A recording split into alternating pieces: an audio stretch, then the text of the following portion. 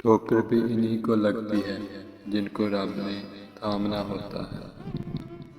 بس اللہ ہی بہترین محافظ ہے اور وہ سب مہربانوں سے بڑا مہربان ہے۔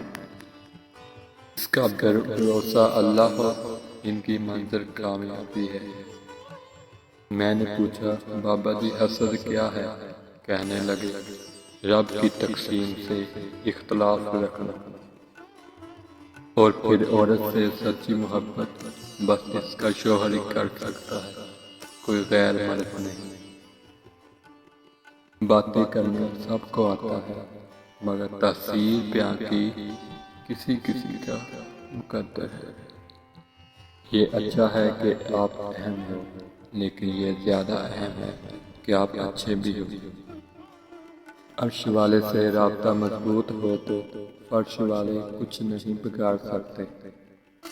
بعض خواہشات کا مرنا ہی اچھا ہوتا ہے، کیونکہ اگر وہ نہیں مرتی تو وہ آپ کو مار دیتی ہیں۔ جو کسی کا برا نہیں چاہتے، ان کے ساتھ کوئی برا نہیں کر سکتا، یہ میرے رب کا وعدہ ہے۔ سکون کی کمی محسوس کرو تو اپنے رب کے سامنے توبہ کرو، کیونکہ یہ انسان کے گناہ ہی ہیں جو دل کو بے چین رکھتے ہیں۔ میں گناہ ایسے کرتا ہوں جیسے وہ دیکھ ہی نہیں رہا، وہ معاف ایسے کرتا ہے جیسے اس نے دیکھا ہی نہیں۔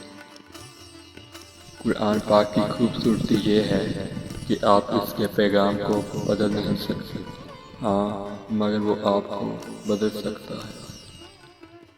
اس کے ہاتھ میں قرآن ہو، زبان پر اللہ کا کلام ہو، نہ وہ دل بے سکون ہو سکتا ہے، نہ وہ ہاتھ خالی ہو سکتا ہے۔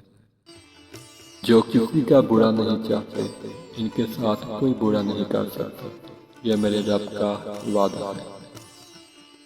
حضرت محمد صلی اللہ علیہ وآلہ وسلم امت کے لیے راتوں میں اتنی دیر تک کھڑے ہو کر عبادت کرتے کہ ان کے ٹخنے سوج جاتے، اور آج کی امت اتنا سوتی ہے کہ آنکھیں سوج جاتی ہیں۔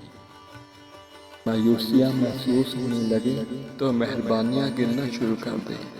اللہ کی محبت کی مٹھاس محسوس ہونے لگے اور دل سکون سے لبریز ہو جائے گا۔ میں اپنا ہر غم اللہ کو بتاتا ہوں، کیونکہ میرے غموں کا علاج صرف میرے اللہ کے پاس ہے۔ کوئی بھی چیز دل کو ایسے زندہ نہیں کرتی جیسے قرآن پاک کرتا ہے۔